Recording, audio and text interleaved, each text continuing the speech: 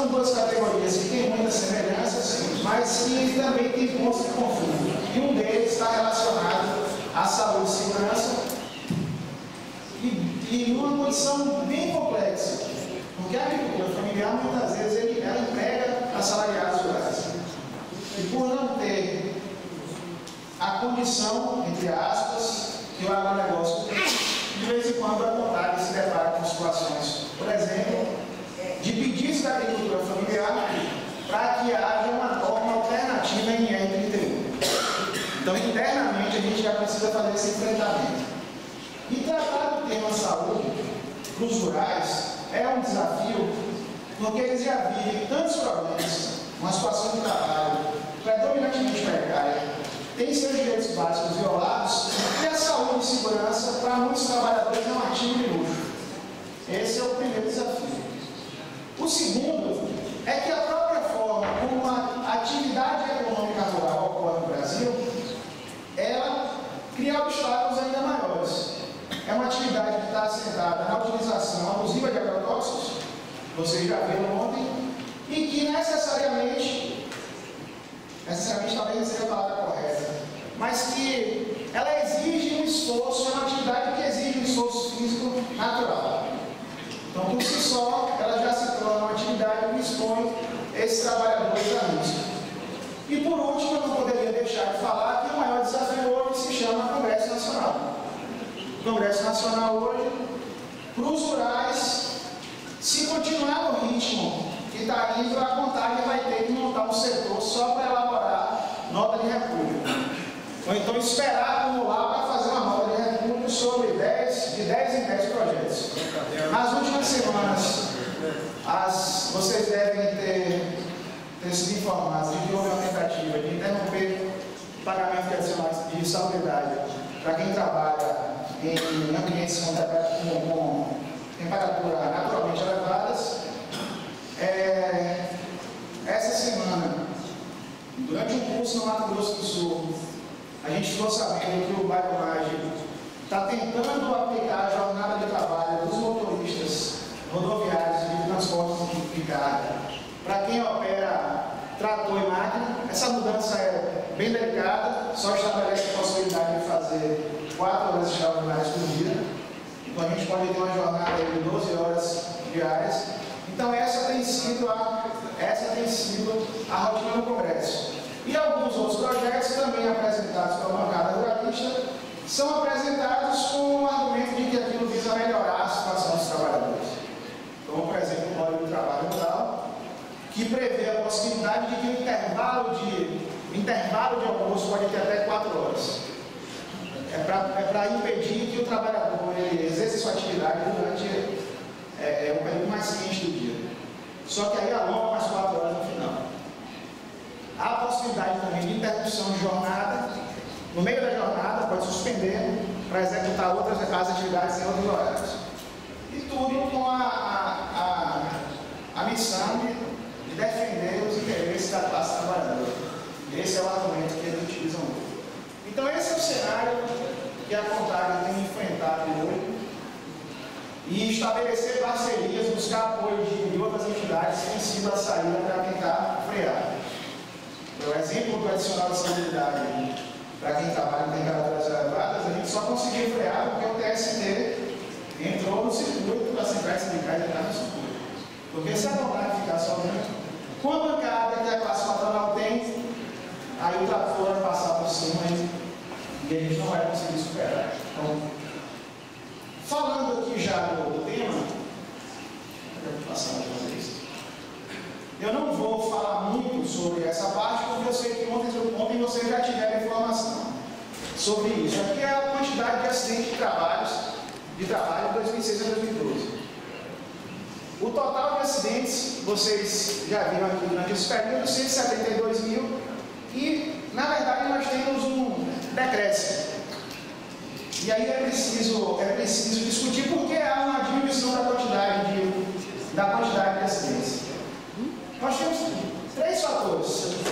O primeiro é a diminuição da quantidade de trabalhadores, em razão da mecanização, mas também em razão da inserção de inovações tecnológicas e dentre elas a utilização de agrotóxicos. A gente fala em inovação tecnológica e pensa logo numa máquina, mas se a gente for fazer uma conta, por exemplo, de quantos trabalhadores perderam o emprego para uma bomba postal de aplicação de veneno, esse número talvez seja maior do que uma colheitadeira mecânica de cana-de-açúcar, que substitui, acho que são 280 trabalhadores por dia. Então, essa é o primeiro dado. O segundo é a quantidade de subnotificação, que é elevada demais. E aí, para discutir subnotificação, a gente precisaria de mais tempo. Mas eu trago para vocês um problema que é real e de difícil superação.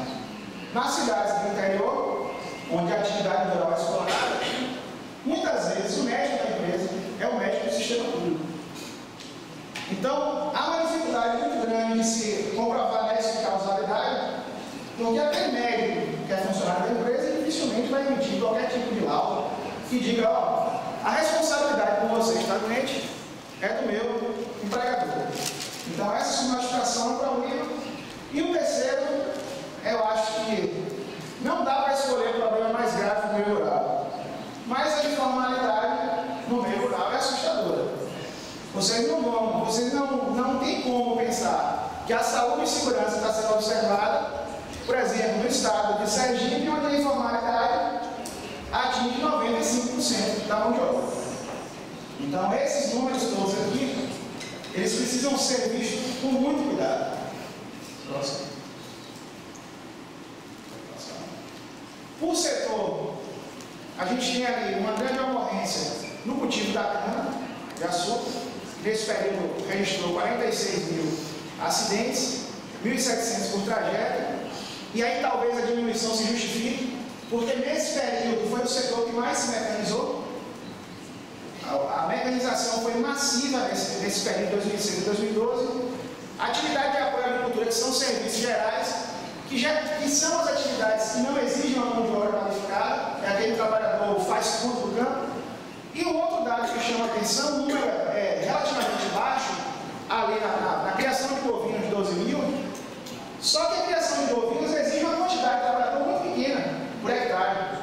Enquanto a fruticultura emprega 6 trabalhadores por hectare, a bovinocultura a pecuária vai empregar aí, talvez, 0 ponto alguma coisa por hectare. Então a gente precisa trabalhar essa informação para fazer a proporção em relação à quantidade de trabalhadores que está nessa atividade.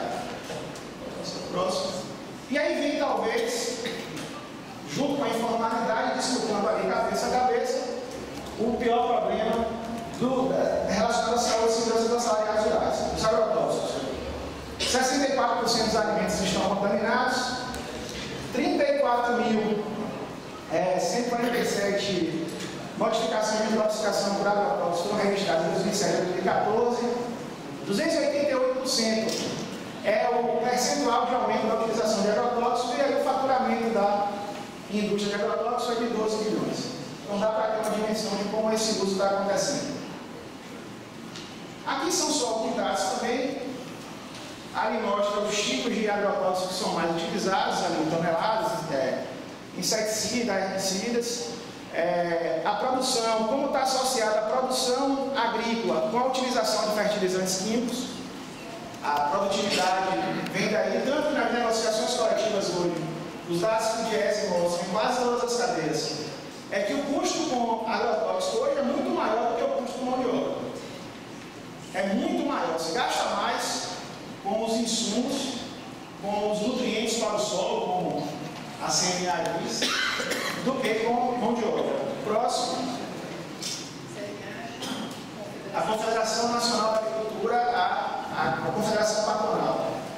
Então a gente tem hoje 300 ingredientes ativos disponíveis no mercado, apenas 10 deles são sintetizados no Brasil.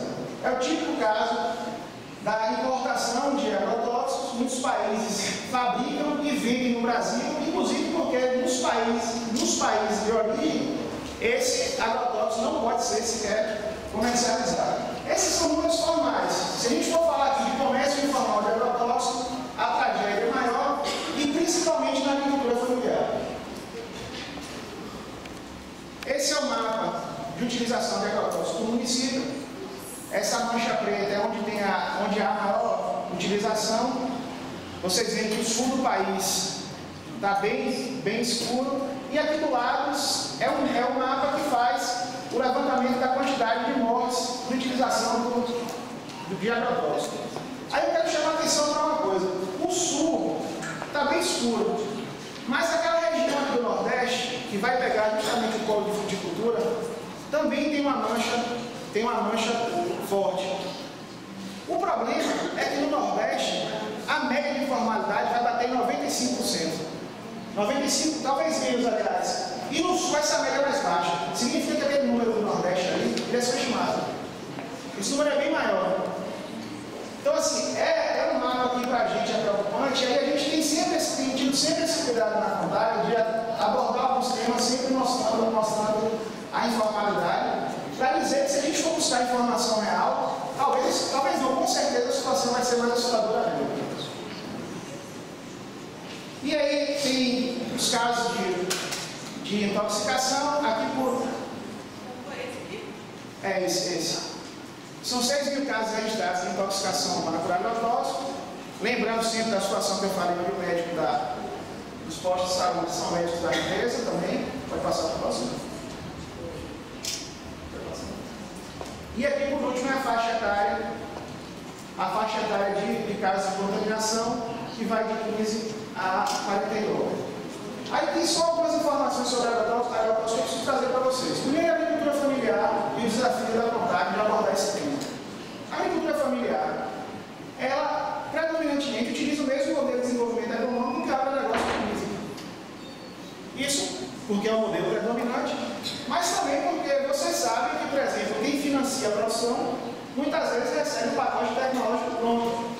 Então se financia hoje a aquisição de agrotóxicos. Então a contagem tem esse desafio. É fácil de superar? Não. Vocês vão achar, e a contagem não esconde isso, vocês vão achar festas de sindicatos bancadas por laboratórios que produzem agrotóxicos, e vocês vão chegar à situação absurda de encontrar sindicatos de trabalhadores e trabalhadoras rurais que comercializam agrotóxicos. Então, eu só estou trazendo para vocês o nosso grama para mostrar um pouco como é complicado. Isso a contagem fazendo a defesa da agroecologia, dos produtos orgânicos, com experiências muito positivas, mas ainda enfrentam uma resistência muito grande, principalmente naquela partezinha do mapa de baixo, do sul do país. No sul do país, a agricultura familiar tem uma característica muito semelhante com a classe patronal. Muito semelhante mesmo, de métodos, às vezes pagam mais do que a classe patronal por serem empregados. É uma coisa assim, desafiadora para comprar. Os outros pontos que eu preciso trazer para vocês sobre agrotóxicos são 3. O primeiro é o problema em relação ao fornecimento de API. O fornecimento, às vezes, ele não existe, muitas vezes ele existe, mas aquele API é utilizado e reutilizado. A gente faz um processo de fiscalização, mas não é fácil. Não é fácil. O segundo problema que a gente identificou e fizemos uma batalha muito grande nas negociações coletivas é que muitos trabalhadores estavam levando o equipamento para ser lavado em casa. Quando não tinha o equipamento, ele levava a roupa que era lavada junto com a roupa da família. Em alguns lugares onde a gente fez esse enfrentamento, a Fundação até já passou, já identificou esse dado, as empresas pararam de exigir que o trabalhador levasse o EPI para casa para ser lavado. Mas começou a mandar essa roupa para as lavanderias da cidade lavar. Então aí a gente já passa para a contaminação da comunidade. E aí eu acho que eu não preciso falar aqui da contaminação do meio ambiente. Eu não preciso falar aqui de pulverização aérea. Então assim, dá para perceber que o cenário não é muito fácil de lidar. Pode passar. E aqui vem a pior forma de trabalho, para finalizar, são 46 mil trabalhadores resgatados do trabalho escravo nos últimos anos. Esse número reduziu, mas aqui tem dois aspectos: a dispensa das entidades sindicais com a estrutura do Estado. Houve uma redução do número de grupos móveis de trabalho, foram grupos viagens para combater o trabalho escravo e a ineficiência do Estado em atender as demandas. Então, houve um decreto, mesmo assim, o número é bastante elevado, e se for considerar a informalidade, esse número também é subestimado. Posso? E aí, gente, esse aqui é o mapa que a gente faz questão de passar em todo lugar que a gente vai. Esse aqui é o mapa da informalidade. Sergipe, 90%, Piauí, 81%, Maranhão, 81%, meu estado, Bahia, 81%. Então, vocês já percebem que, por exemplo, se a gente for transformar em números, 77 mil trabalhadores em Sergipe, só 7 mil têm suas cartas de trabalho assinadas. Então, é uma coisa bastante assustadora. Pode passar a próxima. E aí, as estratégias de atuação da vontade agora para tentar minimizar, enfrentar esse cenário. Pode passar? O primeiro é a construção e a concretização de políticas públicas e a cooperação com outros atores sociais. Não sei se vai dar para ver, mas eu tentei organizar. E aí eu trouxe aqui algumas ações. Essa parte de construção de política pública, eu preciso trazer para vocês que a vontade é uma entidade que realiza mobilizações sempre. Por exemplo, esse ano nós já tivemos, são mobilizações onde a gente pauta o governo federal e os governos dos estados para apresentar as nossas reivindicações e construir políticas públicas. O mais antigo é o Grito da Terra Brasil. Alguns de vocês já devem ter ouvido falar, mas nós temos o Festival da Juventude Rural, que também tem uma pauta própria, a Marcha das Margaridas, que esse ano vai ser realizada no dia 11 de agosto, e temos e fizemos em 2012 uma mobilização somente de empregados rurais, porque foi a única forma de mostrar ao governo que precisava ser feita alguma coisa específica para esse mundo. O que é que essa mobilização deu resultado dessa luta? Naquele primeiro quadrinho ali, que é a Política Nacional dos Trabalhadores Rurais Empregados, a PNAD, que teve inclusive a colaboração muito importante do DIEESE na elaboração dessa política. O DIEESE assessora a gente e ajudou a apontar o governo a pensar nessa política como uma integração de várias ações. Aí eu trago duas. Primeiro é o combate à informalidade, que a gente tem tentado fazer. Algumas experiências, inclusive, baseadas em projetos que nós desenvolvemos com o DIEESE, com o diálogo social como instrumento de combate à informalidade, mas também uma cobrança muito forte nossa de fiscalização, de celebração de mesas nacionais de diálogo com cadeias como a soja, produção de laranja, como a cana, para que a gente possa tentar uniformizar um pouco esse entendimento nacionalmente em relação às condições de trabalho e combater a informalidade. E eu trouxe como destaque dentro dessa política, e tem a ver com uma relação muito forte com o que a gente está trabalhando, um projeto que nós vamos desenvolver com a Fundacentro, que são oficinas de piloto de combate ao uso indiscriminado de agrotóxico. Essas oficinas vão ser realizadas em 5 estados, em micro-regiões onde há exceção à utilização abusiva de agrotóxicos. O Espírito Santo vai ser na região de Linhares, uma região que tem uma pulverização aérea do plantio de café muito grande. Miracema, no Tocantins, fruticultura. Eu não vou tentar lembrar os outros nomes, mas alguns me falharam aqui. Dobrados, no Mato Grosso do Sul. E Santa Catarina também na área de produção de maçã. Eu também não vou lembrar agora do lugar. Nessa oficina, a gente está fazendo parceria com o Ministério Público, dentro da Política Nacional, para tentar fazer uma abordagem sobre a forma como está sendo utilizada e quais os impactos para os trabalhadores e para a comunidade. Além disso, nós temos um acordo de cooperação com o Ministério da Saúde. Esse acordo, ele ajudou a vontade a desenvolver processos de informação para aprimorar a participação do controle social.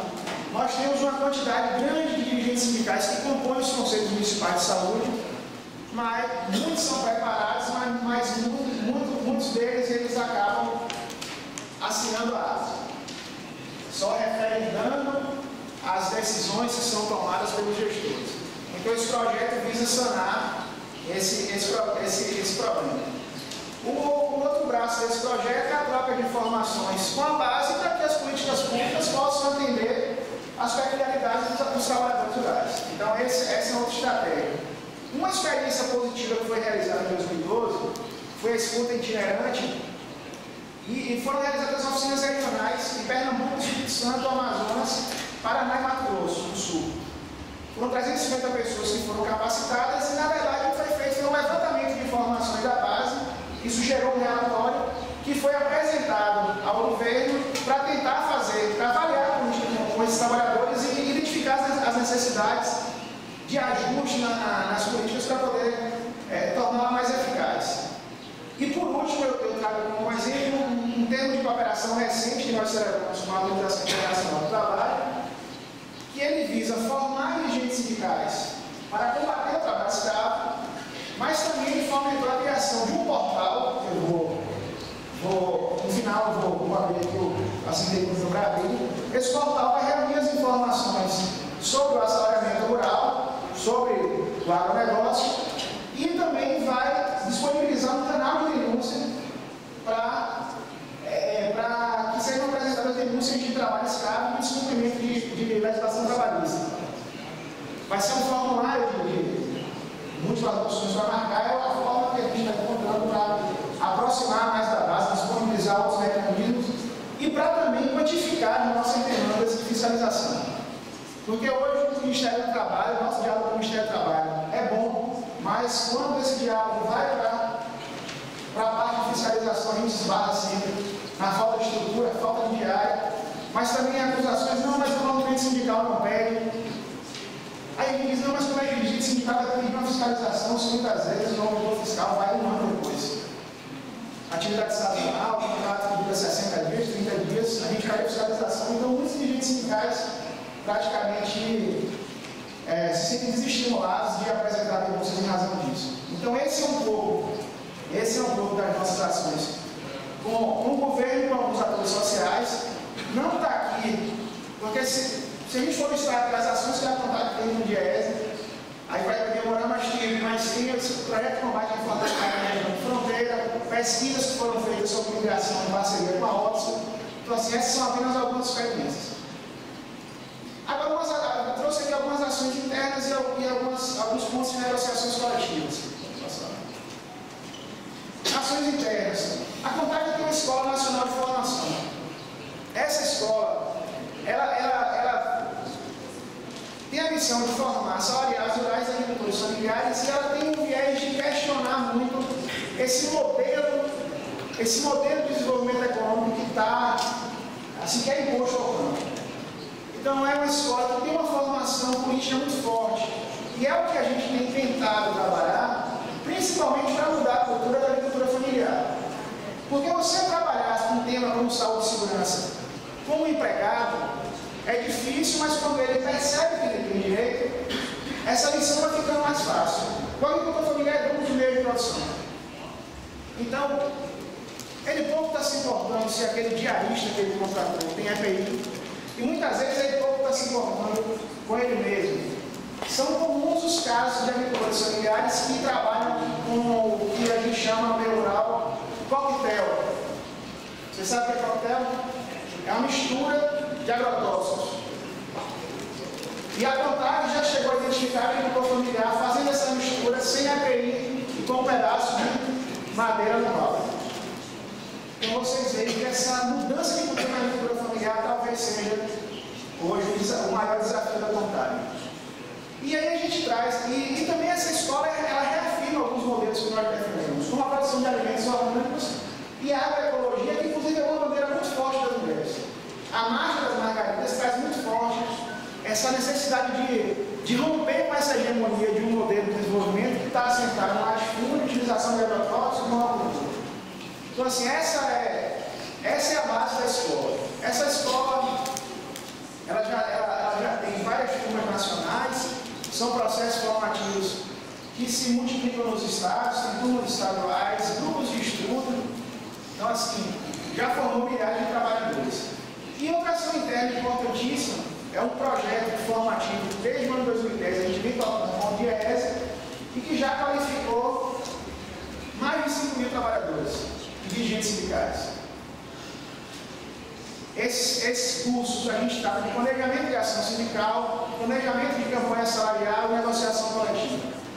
E um dos pontos mais complexos para planejar ações é justamente esse tema saúde e segurança. O Estado é ausente e a própria estrutura do movimento sindical ela é ineficiente. A gente não pode esquecer que os nossos dirigentes sindicais são trabalhadores rurais, então tem baixa salariedade, tem uma renda muito baixa, tem estados ainda que a direção do sindicato tem 10, 12 diretores, mas só 2 podem trabalhar, porque o sindicato não tem condição de pagar a contribuição sindical, a pagar uma contribuição, ajuda de custo para esse diretor poder largar suas atividades e trabalhar. Então, nesse projeto que a gente trabalha com Diese, e esse ano a gente está tocando, essa é a parte mais sensível. Planejar ações, planejar ação para fazer uma campanha salarial, para discutir aumento é relativamente mais fácil. Mas quando você vai tentar planejar ações para esse tema específico, é muito complicado. E aí, ainda dentro das ações internas, as negociações coletivas de trabalho, que a gente entende como uma primeira missão, conscientizar os trabalhadores rurais da sua condição como sujeitos de direitos e mobilizá-los para ampliar esse direito. E aí tem 2 coisas que a gente faz e a gente já foi muito criticado por isso. As pessoas batem muito na contagem, nos sindicatos. Eles dizem o seguinte: por que vocês ficam repetindo, negociando o que a lei já dá? Por que a convenção de vocês tem um monte de repetição do que a lei diz? Aí a gente diz assim para essas pessoas que criticam: quantos trabalhadores rurais têm acesso à lei? A CLT do rural é um livrinho que a gente faz com a publicação do acordo da Convenção Coletiva de Trabalho. E ali que ele vai conhecer o que é NR31, ele vai saber que ele tem uma jornada de trabalho limitada, que ele tem direito a receber por uma hora extra. Então é para vocês verem o grau de dificuldade a ponto da gente precisar repetir na lei, negociar com a classe patronal a inserção na convenção coletiva de um artigo da lei para dar conhecimento ao trabalhador. E o empregador diz, obviamente, que não precisa colocar na convenção. A lei diz, a lei é clara. Não, se a lei é clara, então não tem problema colocar na convenção. Mas há uma recusa ainda da classe patronal de inserir isso aí. E aí eu trouxe 2 exemplos para vocês. Eu acho que eu só falei em desafio. Aqui. Um é a remuneração por produção. No movimento sindical a gente tem uma brincadeira, que é o seguinte: a gente faz aposta para ver quem é o dirigente sindical que tem coragem de ir numa assembleia com o carabinheiro defender o fim da remuneração por produção. A depender da turma de portador. Fim de quê? Fim da remuneração por produção.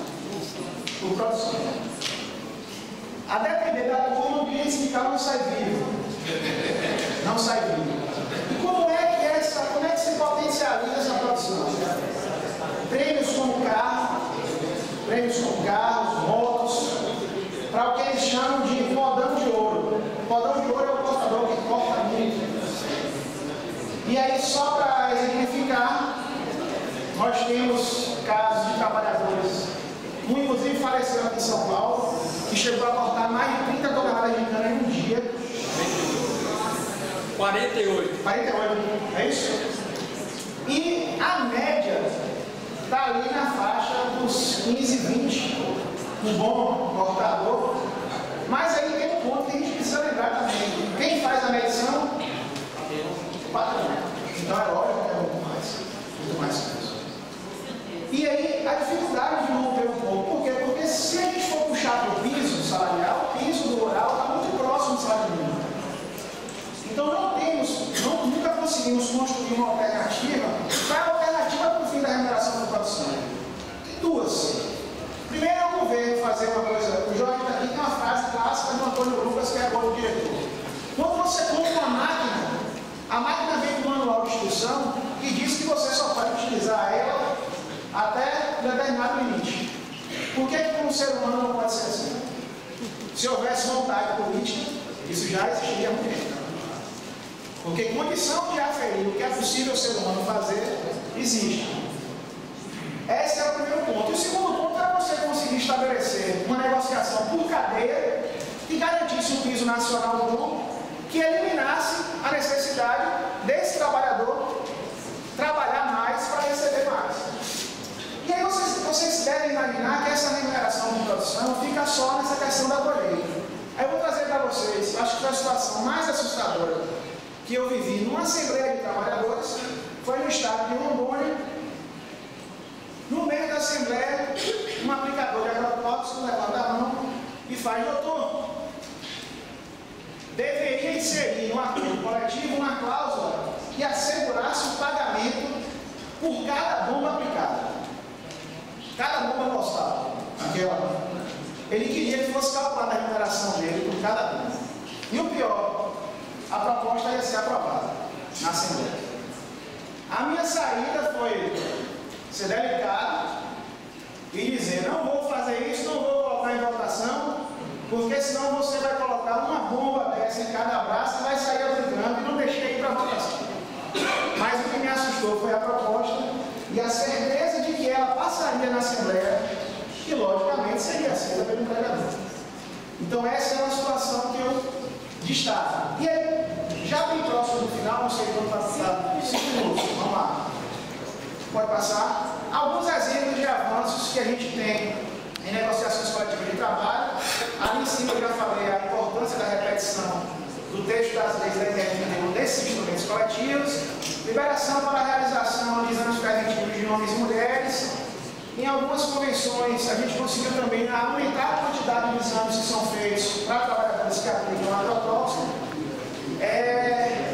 E aqui é uma linha também de ação da CONTAG. Por exemplo, tem um dirigente sindical que troca a utilização de EPI, a diminuição de risco, pelo pagamento de um adicional de insalubridade, que no final das contas não vai dar nem para comprar o remédio para tratar a intoxicação dele. Então a CONTAG tem uma posição política muito clara, que orienta as suas negociações de que nós não temos interesse nenhum em receber adicional de insalubridade. Nós não temos. Vamos eliminar riscos e garantir o fornecimento dos equipamentos de proteção individual, mas não vamos incorrer nesse erro de achar que o adicional de insalubridade ele justifica a exposição de trabalhadores a riscos. E por último, essa cláusula talvez seja uma das últimas, uma conquista muito importante na negociação coletiva com a usina de cana Conrad no Piauí. Essa negociação a gente conseguiu reduzir a colheita de cana de 7 para 5 linhas, que era uma tentativa antiga. Isso diminui a quantidade de movimentos que o cortador faz, tanto para cortar quanto para carregar a cana, diminui o deslocamento dele no campo, e conseguimos estabelecer aqui uma rotatividade que garante um intervalo de 1 ano para aquele trabalhador que aplica agrotóxico. Quando ele aplica, ele passa 1 ano sem poder aplicar. Essa cláusula é o grande cavalo de batalha hoje, que a empresa tenta derrubar. E só conseguimos fazer isso porque nesse ano aí a greve estava prontinha para acontecer e eles só ficaram por negociar para que ela não acontecesse. Tem uma série de outras cláusulas, mas não dá para trazer. Nós temos hoje no Banco de Dados do Ministério do Trabalho 598 convenções de acordos coletivos, e eu trouxe esses exemplos que são os principais avanços, mas eu também não posso deixar de reconhecer de que ainda há muito a ser feito nas negociações coletivas. Aqui são os desafios, que eu já falei tanto desafio, que os assalariados combaterem informalidade, fazer com que eles se reconheçam como sujeitos de direitos, conscientizar trabalhadores e entidades sindicais de que a saúde precisa ser uma prioridade. Para a agricultura familiar, como fazer, como impedir que ela continue utilizando esse modelo de desenvolvimento. E aí, para o poder público, não dá para a gente ter uma estrutura de Estado insuficiente para defender os trabalhadores. A forma de entender isso é você conhecer o Ministério do Trabalho e conhecer o Ministério da Agricultura. Basta uma visita e dá para saber. É você observar, por exemplo, que o agrotóxico está sendo utilizado no país inteiro. Quantos laboratórios têm condição e estrutura de fazer exames para identificar a intoxicação? Basta fazer essa pesquisa para ver que o Estado não acompanha esse modelo, que ele ajuda a implementar e a implantar no campo. E aí vem a grande pergunta, que é a nossa briga com o governo federal. E aí a gente fica muito chateado quando turma fica com esse discurso de que o PT quer implantar o socialismo, a força, e a gente está lá o tempo inteiro falando, por que você não muda esse modelo de desenvolvimento capitalista? E aí fica um monte de gente, vai implantar o socialismo. Se o socialismo for isso aí, eu vou ter que escolher tem que pensar na outra coisa. E aí são duas fotografias. Por último, só para exemplificar com fotografias de desafio, essa máquina aqui é uma máquina para a realização de roço aéreo. Roço aéreo. Antigamente a poda da uva era feita por trabalhadores. Inventaram essa máquina, fica um trabalhador em cima, ficava sem cinto, com uma espécie de faca passando. Tem um trabalhador aqui embaixo empurrando. Quem negociou isso fomos nós. Sabe por quê? Porque antes era puxado por um trator. O trator tinha os impactos de frenagem e de avançar, que provocava a queda dos trabalhadores, e eles se cortavam com essa faca. Então, o pedido deles na Assembleia foi para que proibisse que esse equipamento fosse puxado por máquina e que colocasse um colega de trabalho para empurrar essa ferramenta. Negociamos depois cinto de segurança, e aí fomos repreendidos pelo Ministério do Trabalho, e a gente não tinha competência para estar negociando melhorias em equipamentos. Aí eu falei, então a atividade seria implantada, continuaria sendo puxada por um trator e provocaria mais acidentes. E por fim, é bem em cima daquilo que a classe patronal traz, que é a mecanização como uma alternativa para tudo. A mecanização desenfreada como uma alternativa para tirar os trabalhadores de situação ruim. E esse exemplo aqui é no reflorestamento. Vocês devem saber, é o último slide mesmo, que a máquina que colhe eucalipto hoje, ela segura a árvore, corta a base, descasca e vai cortando em pedaços do tamanho exato para ser levado para o estoque. Essa máquina é operada por um computador, um joystick, como se fosse um videogame, e o trabalhador fica numa cabine com ar-condicionado. Melhorou? Melhorou em relação ao machado e à motosserra? Melhorou. O problema é que a jornada de trabalho dessa turma aí foi elevada, foi aumentada. Então a maioria deles trabalha na base do remédio. E muitos têm problema de coluna, lesão por esforço repetitivo. E esse trabalhador, que a gente não mostra o rosto, é o caso mais emblemático da Veracel Celulose, que tem como sócio a fibra, que tem recurso do BNDES. E o BNDES tem recurso do FGTS, dá o dinheiro do trabalhador para a gente ganhar o dinheiro. Essa cicatriz aqui na cintura dele não foi um corte. Isso é uma bolsa de morfina que fica gotejando a medicação porque ele tem dor constante. Uma bolsa com uma medicação que fica gotejando porque ele não vive sem dor. Ele está passando por seu experimento. Trabalhava numa máquina com um relativo luxo, mas também foi vítima desse mal que é a exposição de trabalhadores a risco. E quando você chama o setor para conversar, eles trazem os números, acho que a gente já participou de uma audiência pública, onde ele pega cada item de risco isolado e diz, não, isso aqui não é risco, isso aqui não é risco. Na última até o Jorge disse, não, mas se você somar isso tudo aí, já ultrapassou o mundo. Então esse é o cenário, esses são os desafios, que eu acho que mais desafio do que experiência, e essa é a nossa luta diária. Muito obrigado.